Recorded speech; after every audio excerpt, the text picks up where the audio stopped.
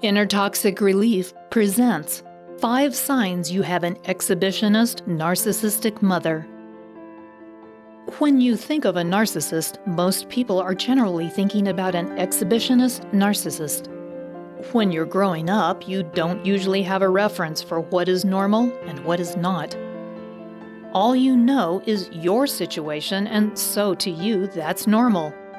It isn't until you get away from that environment that you start seeing just how different your family might have been.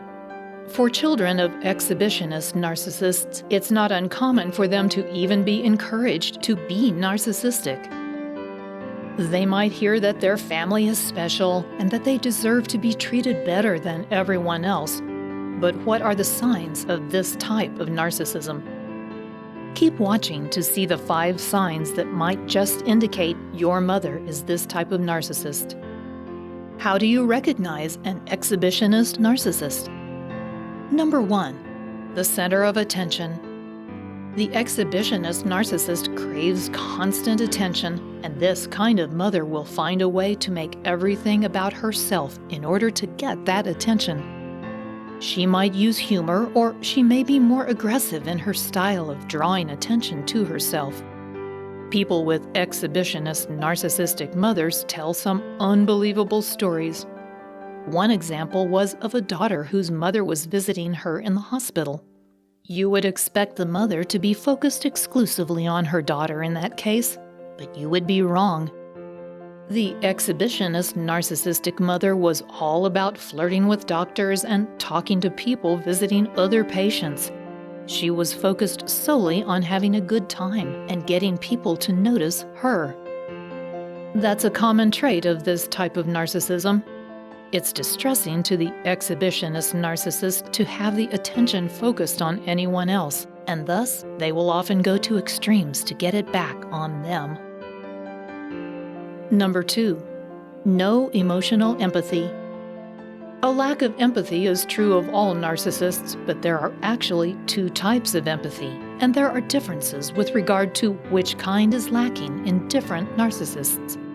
One type of empath is cognitive empathy, where a person can intellectually understand how the other person feels. The other type of empathy is emotional empathy, where a person understands how other people feel on an emotional level. The exhibitionist narcissistic mother lacks emotional empathy, and that means she has no incentive to care about the pain she causes her children. She is, however, extremely sensitive to any pain her children cause for her. For example, Philip's mother, Susan, expected everyone to make a fuss on her birthday. She always anticipated receiving gifts, cards, and special treatment. But when she forgot Philip's birthday and he acted upset, Susan felt criticized. She responded by calling him a baby and telling him he was too old for birthday celebrations. It's in this way that the emotional pain perception only goes one way for the exhibitionist narcissist. Just because they expect a particular kind of attention doesn't mean they will understand how other people feel if they don't receive that kind of attention. Now, hold on just a minute. I just noticed that you haven't subscribed yet. So there's a red button. Go ahead and click that red button and subscribe to this channel. And then right next to it, there's a bell. Click that button as well. That turns on alerts so that each time I upload a new episode, you'll get an email from YouTube, and you won't miss a thing. Number 3. She's a dominating devaluer. If your mother is an exhibitionist narcissist, when you were growing up, you likely noticed the whole household revolved around her. Everything had to be just how she wanted. That's because she feels entitled to getting her way, and if she doesn't get her way, she will fly into a rage. She will devalue everyone around her until they give in to what she wants. If you continue to challenge her, she will make your life a living hell. She's not above hitting below the belt. She might tell you, for example, "You're so fat no man will ever want you," or "You're worthless, you'll never amount to anything." She equates all of her surroundings as a reflection of her status, and so she exerts extreme control over them. Because of this viewpoint, she will insist that everything has to be decorated in a particular way, and in Dan's case, his mother wouldn't even let him have friends over for fear they might spill something on the furniture. Number 4. Extreme selfishness. For the exhibitionist narcissistic mother, she is the center of your world and hers too. It's all about her. She always comes first. Everyone and everything else is in second place. This kind of mother won't hesitate to leave her children behind if she wants to or needs to go somewhere.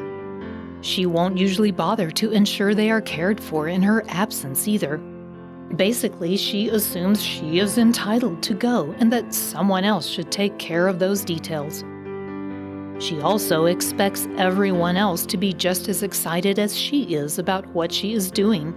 If someone in the family points out any problems or inconveniences that will be caused by her plans, she feels insulted and strikes back. She may call them out as selfish without any awareness of how she seems to those around her. In one case, a mother left her 3-year-old child to go on a hiking trip in Nepal. The child was afraid her mother would never return and was inconsolable for days. When her mother did finally return, the child clung to her and cried incessantly. The mother was angered by this and told her, "Stop being a baby." Number 5. She is intrusive to the extreme. This kind of narcissistic mother has no understanding of her children as separate individuals. For that reason, she has no problem inserting herself into your life, even as an adult. As a child, she likely got involved in your school projects or hobbies. As an adult, she has no problem telling you how you should be living your life.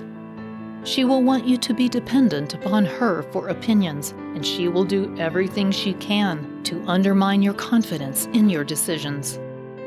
She may even go to extremes to insert herself in your life. She might go through your things, talk to your friends without your knowing, or even go to your workplace. She doesn't see you as having a right to privacy where she is concerned.